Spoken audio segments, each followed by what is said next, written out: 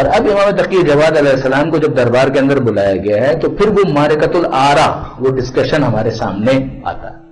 ایسے کہ جو درباری ہیں ان کے اندر بہت سارے افراد نے یہ اعتراض کیا کہ ان کی تو ابھی ایج بھی کچھ نہیں ہے، ان کے ساتھ تم اپنی بیٹی کی شادی کرنا چاہتے ہو تو ان کو تو ابھی کچھ مسائل فقہ کا بھی علم نہیں ہوگا، ان کو تو کچھ پتہ بھی نہیں ہوگا۔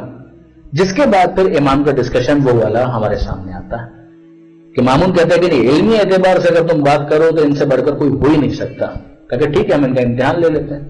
پھر وہاں پہ یحییٰ بن اقسم جو زمانے کا قاضی القضات چیف جسٹس ہے، اس کو اس ذمہ داری کو دیا گیا کہ تم آ کر سوال کرو، اور یحییٰ بن اقسم نے آ کر امام سے کوشچن کیا۔ اچھا وہ اپنی جانے سے سمجھ رہا تھا کہ ایک بچہ ہے، اسے کیا یعنی بنیادی 2-4 سوالات کروں گا تو یہیں پر اسے ناک آؤٹ ہو جانا ہے۔ ظاہری اعتبار سے وہ غلط بھی نہیں تھا، اگر عام بچہ ہوتا تو وہ کیا جواب دیتا۔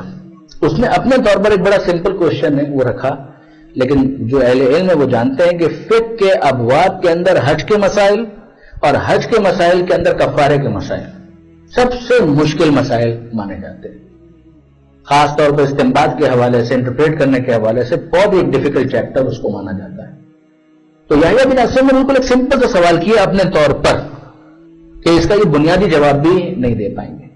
سوال اس کے سامنے یہ تھا کہ امام سے وہ پوچھتا ہے کہ یہ بتائیے کہ اگر ایک شخص نے حالت احرام میں شکار کر لیا تو اس کا کفارہ کیا ہے؟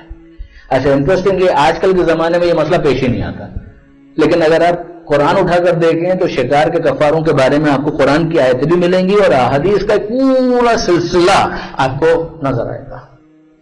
آج کل پیش نہیں آتا اس لیے کہ ہوائی جہاز سے انسان پہنچ جاتا ہے، تو راستے میں ایسا تو نہیں ہے کہ اونٹ کے اوپر چل کر جانا ہے یا کھچر کے اوپر یا گھوڑے کے اوپر بیٹھ کر جانا ہے، راستے میں بھوک لگی تو اب کیا کریں، کھانا کچھ ہے نہیں تو کوئی شکار کرنا پڑ گیا تو مشکل ہو جائے گی۔ امام نے اس سے سوال یہ کیا کہ یہ جو تیرا کوشچن ہے یہ انکمپلیٹ ہے۔ کیا مطلب؟ امام نے اسے کوشچن کیا کہ یہ بتاؤ کہ یہ جو کفارے کی تم بات کر رہے ہو تو شکار کرنے والا کس کیفیت کے ساتھ شکار کر رہا تھا؟ حدود حرم میں اس نے شکار کیا یا ہل کی حالت میں اس نے ہل کے علاقے میں اس نے شکار کیا؟ وہ خود بالغ تھا یا نابالغ تھا، آزاد تھا یا غلام تھا، وغیرہ وغیرہ وغیرہ وغیرہ۔ اتنے اس کی کلوزز امام نے اس کے سامنے پیش کیے، ہی واز اسپیچ لیس، وہ کچھ نہیں بول پایا۔ ابھی امام نے جواب بھی نہیں دیا ہے۔ مامون نے کہا کہ پہلے عقد جو نکاح کی محفل ہے اس کام کو تو کیا جائے، اس لیے کہ اب جتنے بھی درباری ہیں وہ سارے کے سارے ناک آؤٹ ہو چکے ہیں۔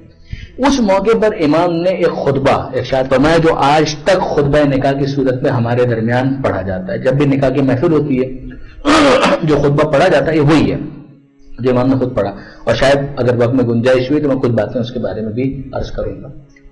امام عقد ہو گیا، امام نے خود ہی عقد پڑھا، خطبہ بھی خود ہی دیا، اور پھر اس کے بعد امام سے کہا گیا کہ اب آپ اس کا جواب بھی دے دیجیے۔ امام نے طویل ایک طولانی جواب اس کا ارشاد فرمایا۔ اب مامون کو مزہ آنے لگا تھا اس ماحول کے اندر، اس لیے خود اکیڈمک ایک ٹیسٹ تو رکھتا ہے، تو اس نے کہا کہ اب آپ بھی تو کوئی سوال کریں۔ امام نے ایک اور فقہ کا سوال کیا اس خاتون کے بارے میں۔ اب یہ سارے کے سارے وہ کوشچن ہیں، بٹ ٹوسٹ ہے جس کے اندر کہ مثلا ایک عورت ہے وہ ایک مرد کے لیے حلال ہے، پھر حرام ہو جاتی ہے، پھر حلال ہوتی ہے، پھر حرام ہوتی ہے، پھر حلال ہوتی ہے، پھر حرام ہوتی ہے، اس کے ڈفرینٹ کیا کیا آنسرز ہو سکتے ہیں۔ امام نے سوال کیا، وہ جواب نہیں دے پایا، پھر امام نے اس کا جواب دیا۔ ایسے کتنے سیشنز ہیں؟ بہت سارے ایسے سیشنز ہیں، یہاں تک کہ 3 دن کا ایک طولانی سیشن 3 days لانگ ملتا ہے کہ جس کے اندر امام نے thousands of questions تھے، ان کے آنسرز دیے تھے۔ ظاہر تھوڑے تھوڑے گیپس کے ساتھ وہ ہوتے تھے، مگر یہ سب کا سب اس زمانے کے اندر ہوا ہے اور امام نے اسی ایج کے اندر ان کا جواب بھی دیا ہے۔ اللہم عجل ولیک الفرج